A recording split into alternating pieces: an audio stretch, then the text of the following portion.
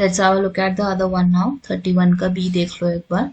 It says random variable x can take all non-negative integral values. वो कह रहे हैं x की non-negative integral values हो सकती हैं.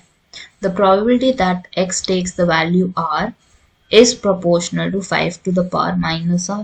अब वो क्या कह रहे हैं कि ये किसके proportional है? p.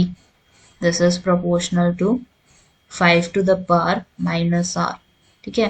अब 5 to the power minus r को हम कैसे लिख सकते हैं? We can write it as proportionality sign हटाओगे क्या इंट्रोड्यूस करोगे? एक कांस्टेंट. और 5 to the power minus r को हम क्या लिख सकते हैं? 1/5 to the power r. अब इस सिचुएशन में they are saying to find the probability x less than 3. अब सबसे पहले आप क्या पुट करोगे? r as 0. So when r as 0, the probability would be obviously k only, क्योंकि ये तो 5 की पावर 0 हो गया, which is 1 only. अब हम r की वैल्यू क्या सब्स्टिट्यूट करेंगे? 1. So I would get k over 5 to the power 1. Probability r is equal to 2 is there, which is like k 5 to the power 2 is there. उसके बाद हमारे पास क्या आ जाएगा? Probability r is equal to 3. So I would get k 1 over 5 to the power 3. अब हमें पता है कि सम टोटल क्या होता है प्रोबेबिलिटी का? It equals 1. किसके इक्वल होता है? 1 के. So I would be taking x is equal to 0, I would be taking x is equal to 1 and so on, it would be equal to 1. So now putting the values here. पहली value हमारी क्या है? k 1 over 5 to the power 0. दूसरी क्या है हमारी? k 1 to the power 5 1. k is there 1 to the power 5 2 plus so on equals to 1.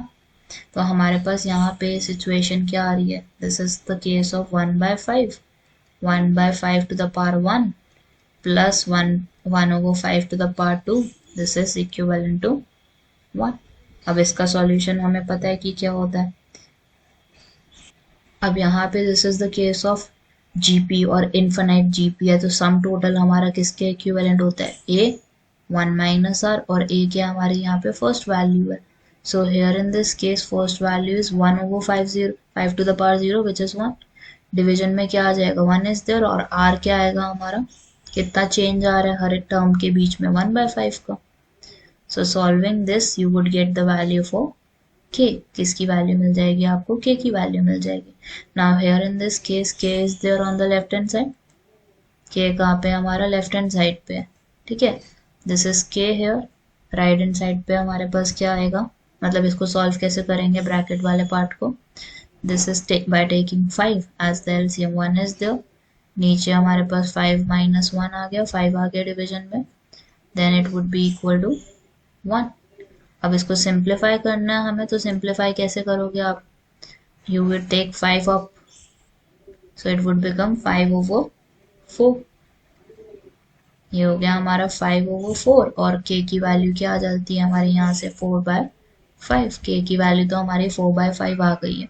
Now we need to find x less than 3. Probability तो निकालनी थी, लेकिन x लेस देन 3, क्योंकि k की वैल्यू इंपॉर्टेंट है ना हर प्रोबेबिलिटी निकालने के लिए. तो हमने इन्फिनाइट तरीका यूज किया यहाँ से कि हमारी जीपी बन रहा था और सम टोटल लगा दिया उसमें. अब यहाँ पे x लेस देन 3 का मतलब क्या है? That you would be taking values of x is equal to 0, x is equal to 1 plus x is equal to 2. तो हमने यहाँ पे क्या करना है? 4/5 तो k लेना ही है. फर्स्ट वैल्यू क्या थी हमारी? 1/5 to the power 0 plus 1/5 to the power 1, 1/5 to the power 2. So adding up all these, 4/5 is there, और 4/5 तो है ही हमारा. अब अंदर वाले पार्ट में हमें एलसीएम लेना पड़ेगा, because this would be 25, LCM would be 25. तो एलसीएम लेते हैं इसको और सिंप्लीफाई करते हैं. सो दिस इज 25 है, 4/5 आउटसाइड द ब्रैकेट, और पहला वाला 25 हो गया, दूसरा वाला 5 हो गया, लास्ट वाला आपका 1 हो गया. So you have 4/5. This is 31 divided by 25. So multiplying this, 4 into 31 would give you 124, and 5 into 25 would give 125. So it would be nothing but 124 divided by 125.